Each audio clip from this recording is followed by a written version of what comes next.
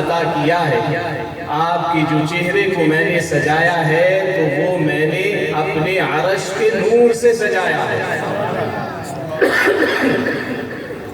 احباب ذی وقار، آپ سبھی کو معلوم ہے کہ جو نور زیادہ ہے وہ رب کے عرش کا زیادہ ہے۔ کرسی سے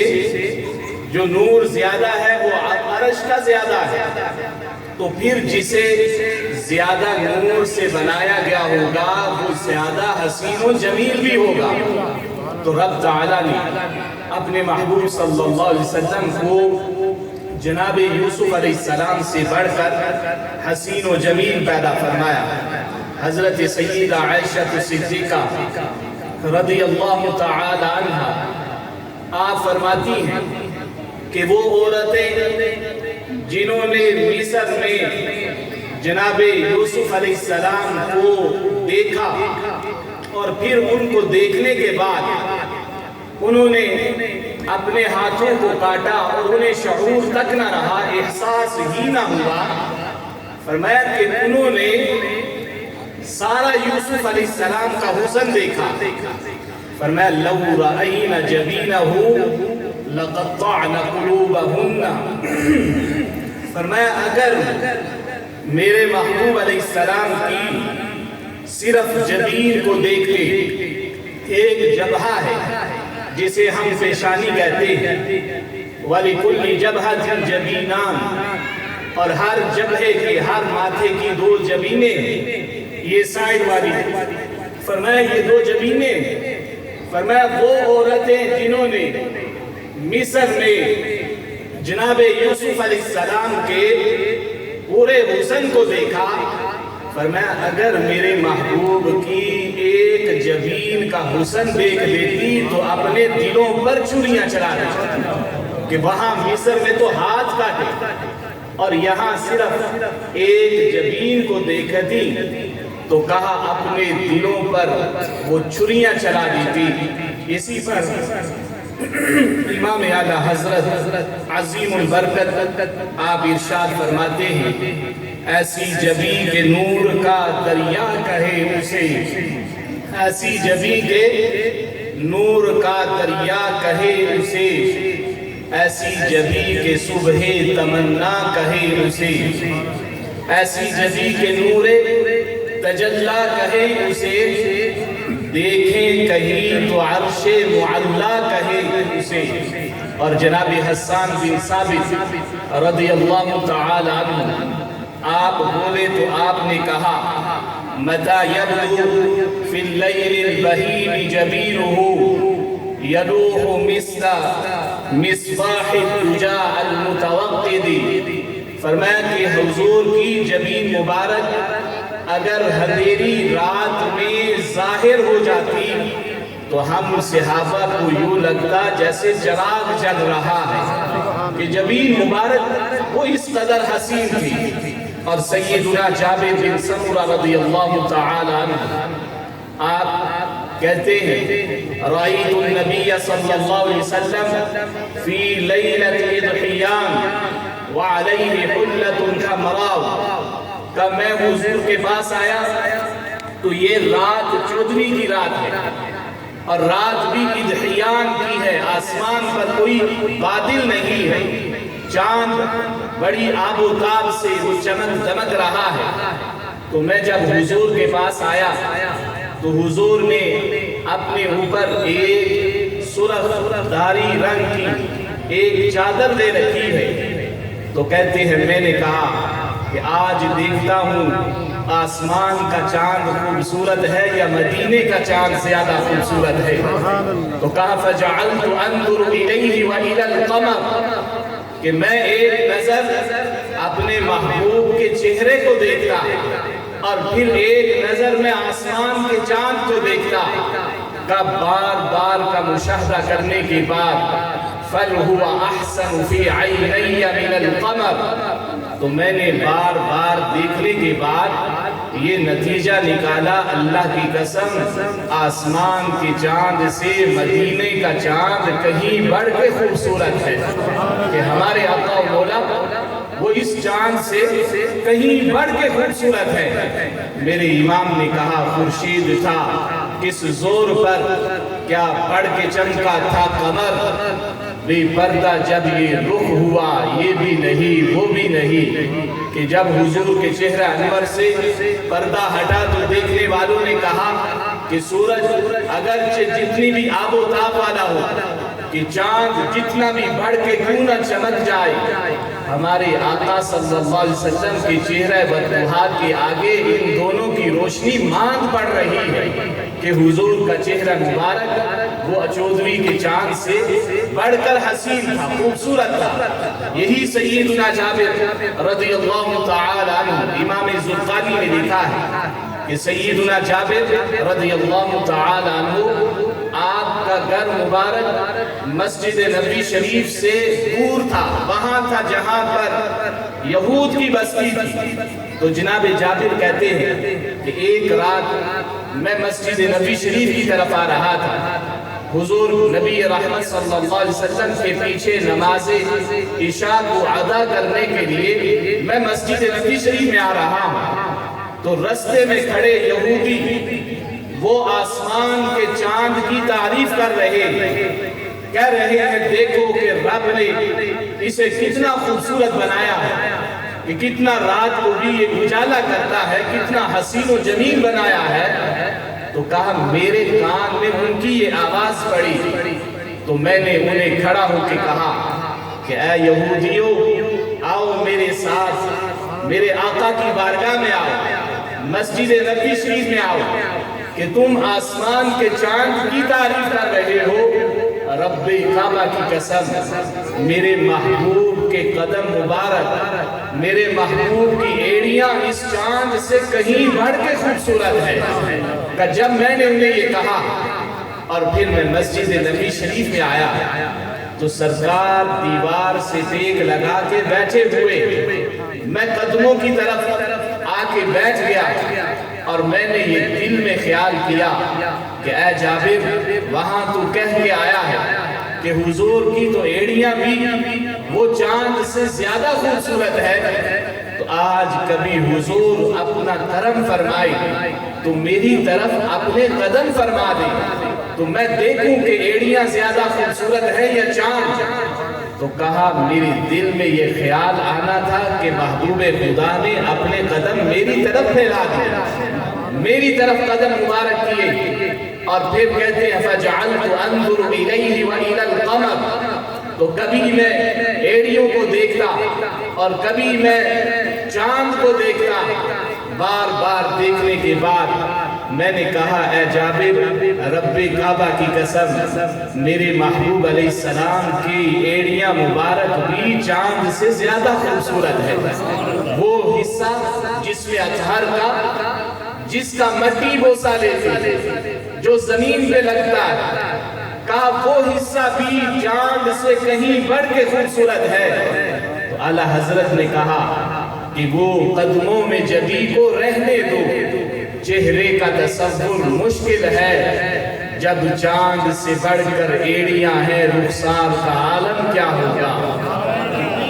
نعرہ رسالت، نعرہ تحقیق، نعرہ حیدری، عظمت و شان مصطفیٰ، کہ جب چاند سے بڑھ کر ایڑیاں ہیں رخسار کا عالم کیا ہوگا۔ یہ اللہ تعالیٰ نے اپنے محبوب علیہ السلام کو تمام مخلوقات سے ہر لحاظ سے رب تعالیٰ نے ورا ورا پیدا فرمایا۔ حضرت امام بہقی نے ذکر کیا ہے ابو اسحاق سے، اور ابو اسحاق یہ معروف ایک جگہ ہے یمن کی، وہاں کے رہنے والے، تو کہتے ہیں ہمارے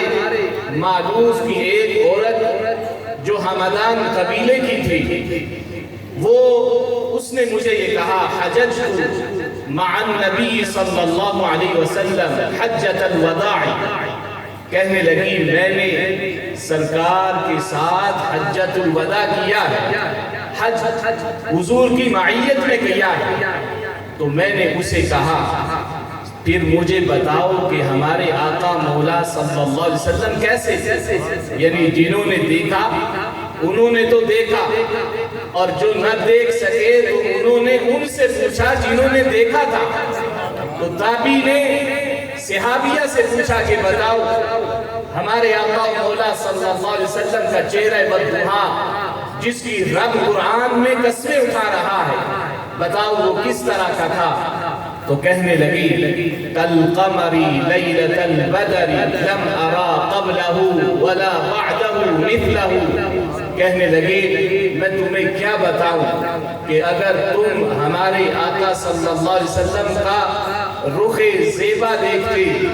تو یوں کہتے کہ جیسے 14ویں کا چاند طلوع ہے. اور کہا میں نے حضور سے بڑھ کر حسین و جمیل نہ پہلے دیکھا اور نہ بعد میں دیکھا ہے. اور کس طرح دیکھ سکتی تھی؟ جناب حسان بن ثابت بولے تو انہوں نے کہا وَأَحْسَنُ مِنْكَ لَمْ تَرَ قَطُّ عَيْنِي وَأَجْمَلُ مِنْكَ لَمْ تَلِدِ النِّسَاءُ. کہ آئے محبوب صلی اللہ علیہ وسلم آپ سے حسین و جمیل آپ سے بڑھ کر حسین و جمیل میری آنکھ نے دیکھا ہی نہیں. اے محبوب پیارے کس طرح دیکھی؟ آپ جیسا سونا کسی ماں نے جنم ہی نہیں دیا کہ آپ جیسا تو حسین و جمیل آنکھ تو تب دیکھتی جب وہ پیدا ہوتا کہ رب نے حسن و جمال میں اپنے محبوب صلی اللہ علیہ وسلم کو ہر لحاظ سے بے مثل و بے مثال پیدا فرمایا. کہ حضرت سیدنا ابو عبیدہ یہ تابعی اور تابعی صغیر ہے. ایک تابعی کبیر ہوتا ہے ایک صغیر ہوتا ہے. حدیث جو زیادہ روایت کرے اسے تابعی کبیر کہتے ہیں اور جس کی روایتیں کم ہو اسے تابعی صغیر کہتے ہیں. اور یہ اپنے بچپن کی بات بتاتے ہیں. کہتے ہیں میری نانی جان ربیع بنت معوذ کا وہ صحابیہ تھی. تو میں نے ان سے پوچھا کہ اے میری نانی جان کہ اللہ نے آپ کو یہ شرف عطا کیا کہ آپ رسول پاک صلی اللہ علیہ وسلم کی صحابیہ ہیں. آپ نے ان کی صحبت کو اختیار کیا. آپ نے صبح و شام ان کے چہرہ والضحیٰ اور ان کے انوار و تجلیات کی زیارت کی ہے. مجھے بتائیں تو صحیح ہمارے آقا و مولا صلی اللہ علیہ وسلم کیسے تھے؟ یہ خیر القرون ہے جو 3 زمانے سرکار نے خیر کے بتائے. وہ تابعی اور صحابہ کا بھی زمانہ ہے. صحابہ موجود ہے یعنی یہ وہ زمانہ ہے جب لوگ گھروں میں اپنے چھوٹے بچوں کو بھی سیرت مصطفیٰ پڑھایا کرتے تھے. اس وقت حضور کے گھروں میں تذکرے ہوتے تھے. اسی لیے تو بچہ اپنی نانی سے پوچھ رہا ہے کہ بتاؤ تو صحیح جن کے تذکرے آپ صبح و شام کرتی ہیں ہمارے آقا و مولا وہ دکھتے کیسے تھے آپ بتائیں تو صحیح. تو انہوں نے کہا یا بنیا لو رأیتہ لقلت الشمس طالعۃ. کہا اے میرے بیٹے میں تمہیں کیا بتاؤں کہ اگر تم ایک نظر ہمارے محبوب صلی اللہ علیہ وسلم کے جمال جہان آرا کو دیکھ لیتے تو تم دیکھتے ہی یہ بول اٹھتے کہ جیسے افق سے سورج طلوع ہو رہا ہے. تم یہ کہتے کہ آج سورج آسمان میں نہیں بلکہ چہرہ والضحیٰ میں طلوع ہو چکا ہے. اس قدر ہمارے آقا مولا صلی اللہ علیہ وسلم کا چہرہ والضحیٰ وہ اس قدر روشن تھا. حضرت عائشہ صدیقہ رضی اللہ تعالی عنہ آپ روایت کرتی ہیں کان رسول اللہ صلی اللہ علیہ وسلم احسن الناس وجہا وانورہم لونا. کہا کہ حضور سے بڑھ کر رب نے کسی کو حسین پیدا ہی نہیں کیا. حضور سب سے زیادہ خوبصورت تھے. وَأَنْوَرَهُمْ لَوْنًا اور حضور کا جو چہرے مبارک کا رنگ تھا وہ نورانی تھا اس میں نور جھلکتا تھا. اور کہا کہ جب وہ حضور کا چہرہ مبارک اس میں نورانیت تھی وَكَانَ عَرَقَهُ فِي وَجْهِهِ مثل اللؤلؤ. فرمایا کہ جب اس چہرہ والضحیٰ پر پسینہ آتا تو وہ پسینہ مبارک وہ یوں چمکتا جیسے عدن کے موتی ہوں. جس طرح عدن کے موتی وہ چمکتے اور دمکتے ہیں فرمایا اس نورانیت کی وجہ سے آپ کے چہرے والضحا پر پسینہ بھی چمکتا تھا، اور کہنے لگے اطیب من المسک الاسفر،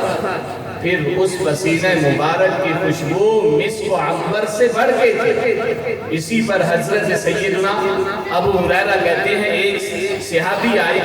اور انہوں نے آ کے عرض کیا رسول اللہ صلی اللہ علیہ وسلم میں اپنی بیٹی کا نکاح کرنا چاہتا ہوں، نکاح کرنے لگا ہوں، اور میں یہ چاہتا ہوں ان تعیننی، آپ میری کچھ مدد فرما دیجئے۔ تو سرکار نے فرمایا ما عندی شیء، حضور نے فرمایا کہ میرے پاس دینے کے لیے کوئی مال نہیں ہے، بظاہر نہیں ہے، کہ یہ اعلیٰ حضرت نے اس پر بھی کلام کیا اور کہا مالک کونین ہے، پاس وہ کچھ رکھتے نہیں، دو جہاں کی نعمتیں ہیں ان کے خالی ہاتھ ہیں۔ فرمایا ما عندی شیء، میرے پاس دینے کے لیے کوئی چیز تو نہیں، لیکن تم ائتنی بقارورۃ واسعۃ الرأس وعودۃ شجر، کہا کہ تم ایک شیشی لے کے آؤ، ایک شیشی لاؤ اور ایک درخت کی چھوٹی لکڑی لے کے آنا۔ تو وہ حضرت ابو ہریرہ کہتے ہیں وہ صحابی ایک شیشی لے کے آئے اور ایک لکڑی لے کے آئے، تو کہا حضور نبی رحمت صلی اللہ علیہ وسلم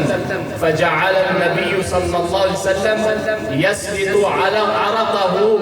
من ذراعیہ، کہ حضور اپنے بازو مبارک پر جو پسینہ آیا ہوا تھا اسے اس شیشی میں بھر رہے ہیں، حتی امتلأت قارورہ،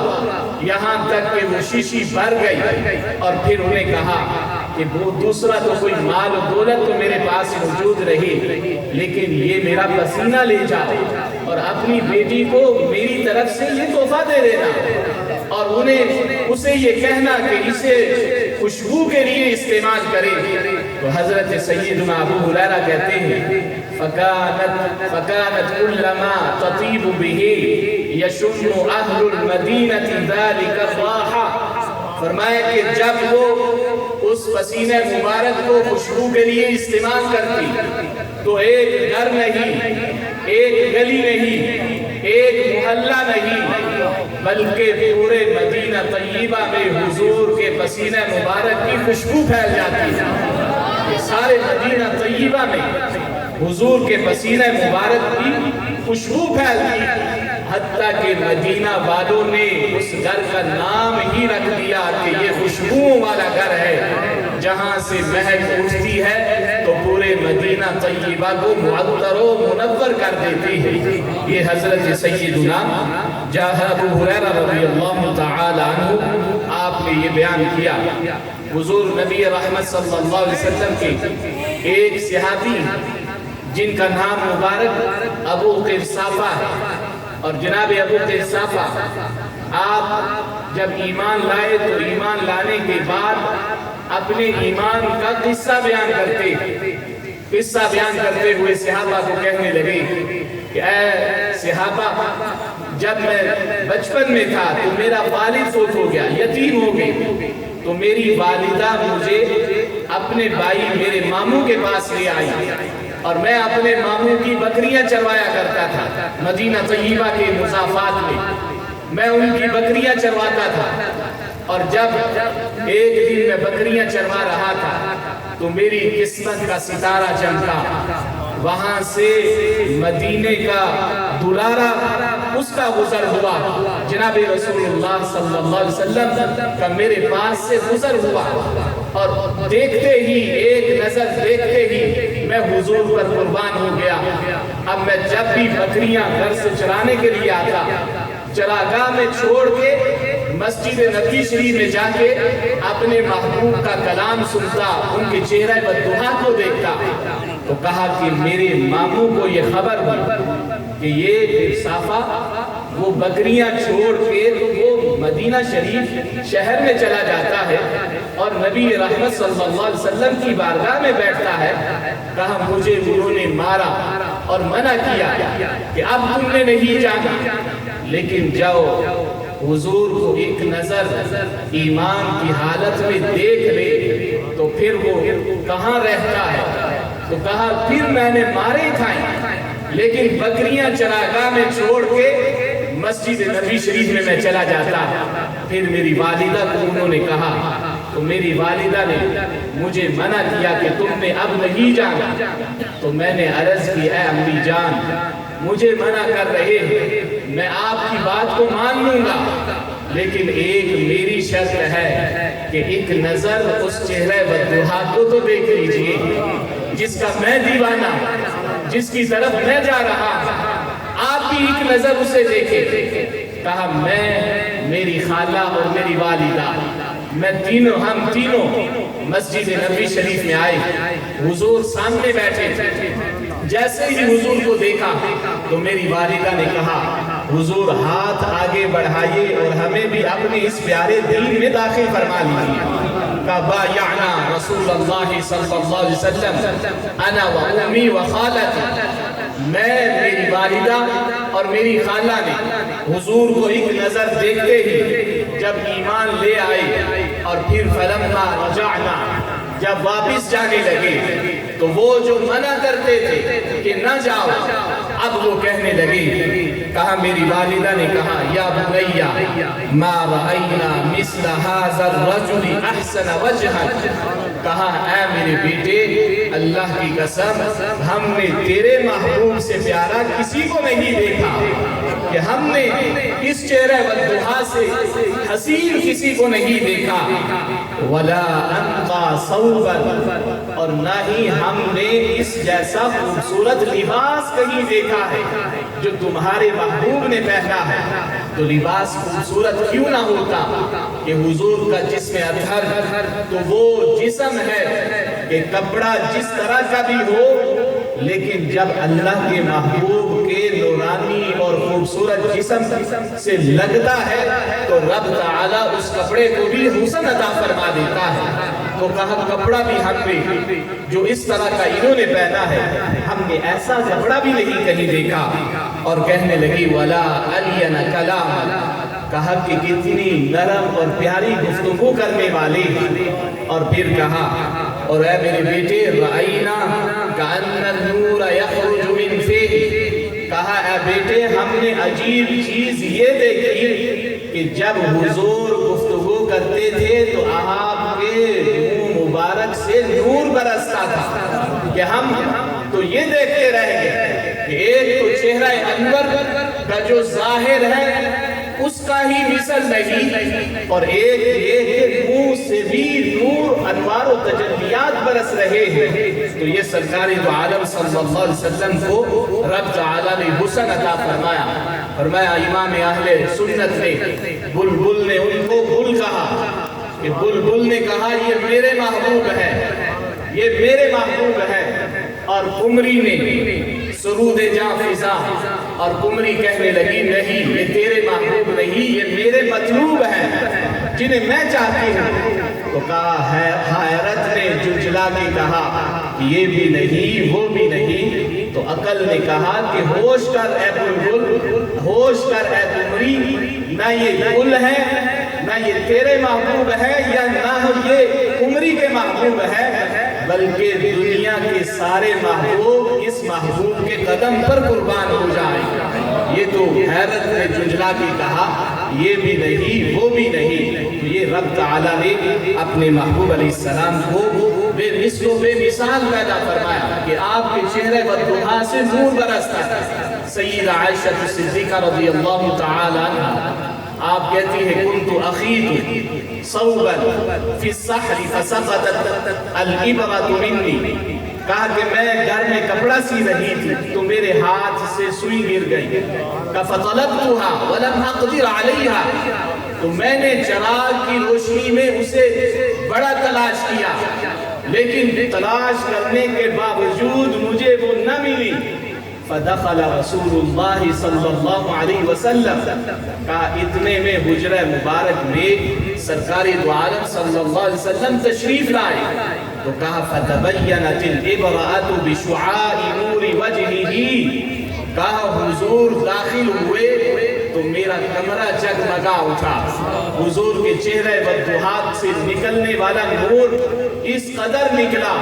کہ وہ سوئی جسے میں تلاش کر رہی تھی، جو مجھے نہیں مل رہی تھی، اس نور محمدی میں مجھے وہ سوئی بھی مل گئی اور وہ بھی مجھے مل گئی. فاخبرتہ، پھر میں نے حضور کو خبر دی کہ اے محبوب یوں سوئی گری، میں تلاش کرتی رہی نہ ملی، آپ داخل ہوئے تو آپ کے چہرے انور کے نور سے وہ سوئی مل گئی. تو سرکار نے فرمایا یا حمیرہ الویل ثم الویل ثلاثا. حضور نے کہا وہ شخص کتنا بد نصیب ہے، وہ شخص اس کے لیے ہلاکت ہے. لمن حرم النظر الى وجہہ، جس شخص کو اس چہرہ بدوحا کے دیکھنے کا شوق نہیں ہے کہ رب نے اس قدر حسین بنایا ہے کہ جس کو ساری زندگی میں ایک لحظہ بھی یہ تڑپ نہ آئی کہ میں اپنے محبوب کو دیکھوں، کہ رب یہ کرم کر دی کہ آج آنکھیں بند ہو تو سرکار کا چہرہ بدوحا وہ سامنے آ جائے. فرمایا جس دل میں یہ تڑپ نہیں، زندگی میں ایک دن ایک لحظہ بھی یہ تڑپ نہ آئی ہو، تو سرکار نے فرمایا ایسا شخص بد نصیب ہے کہ اسے اللہ نے اتنا پیارا محبوب عطا کیا اور وہ ان کی زیارت کا شوق نہیں رکھتا. سرکاری دو عالم صلی اللہ علیہ وسلم کو رب تعالیٰ نے یوں بھی دیگر انبیاء سے ممتاز بنایا کہ حضرت سیدنا ابو ہریرہ رضی اللہ تعالی عنہ اور سیدنا انس بن مالک رضی اللہ تعالی عنہما، آپ دونوں ہی روایت کرتے ہیں کہ جناب انس کہتے ہیں ایک دن حضور صلی اللہ علیہ وسلم مدینہ شریف کے مضافات میں چہل قدمی کے لیے نکلے، شہر سے باہر نکلے، اور میں چونکہ حضور کا خادم تھا میں حضور کے ساتھ تھا. یہ سیدنا انس بن مالک کہتے ہیں کہ میں حضور کے ساتھ تھا. چہل قدمی کرتے کرتے جب ہم دور مضافات میں پہنچے تو حضور نے وہاں پر ایک قافلہ دیکھا جو 10 لوگوں پہ مشتمل ہے،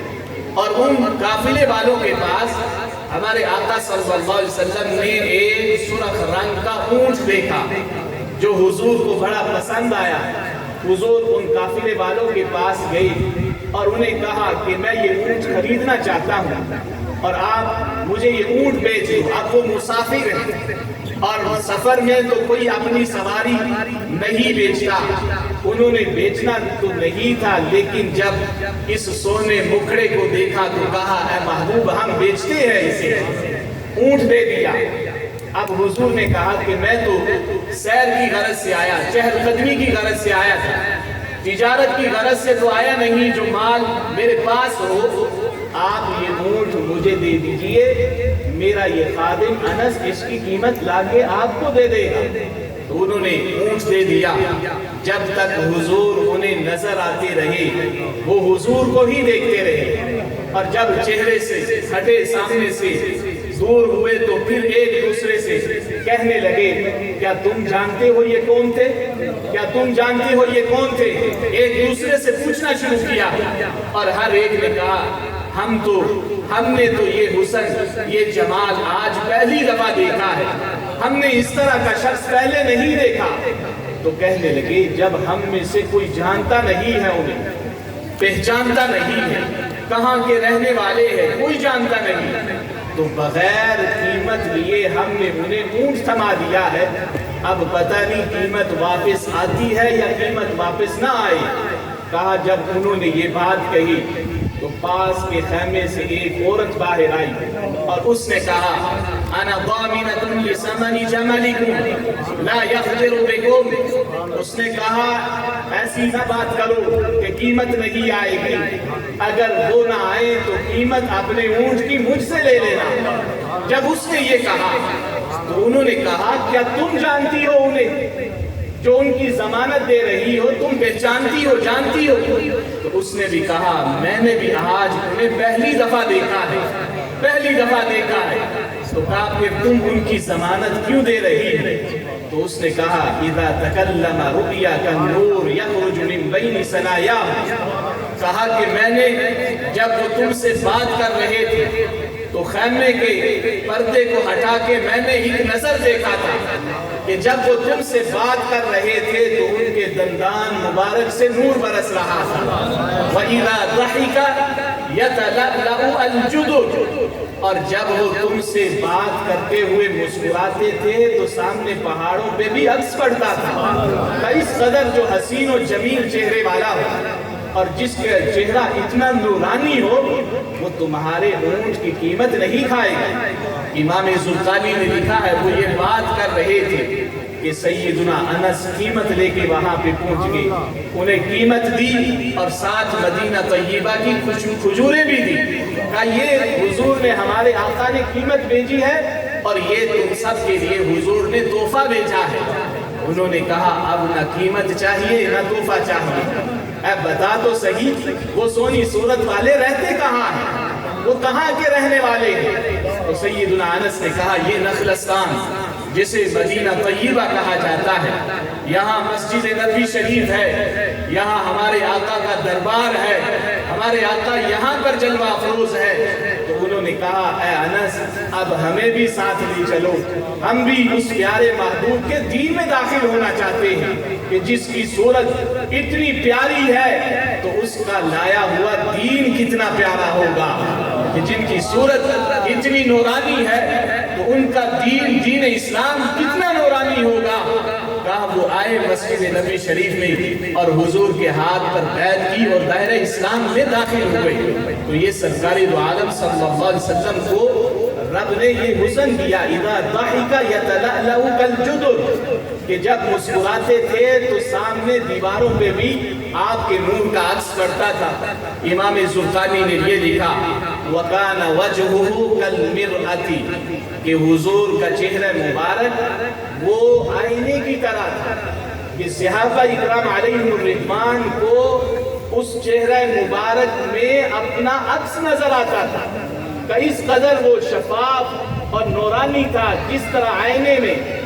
جو شیشہ ہے اس میں عکس نظر آتا ہے. تو صحابہ اکرام علیہم الرضوان کہتے تھے ہمیں حضور کے اس نورانی چہرے میں اپنا عکس نظر آتا تھا، دیواروں کا عکس نظر آتا تھا. حضرت سیدنا امام زرقانی نے لکھا کہ یہ آخری حدیث ہے، اس کے بعد میں گفتگو کو زیادہ لمبا نہیں کرتا.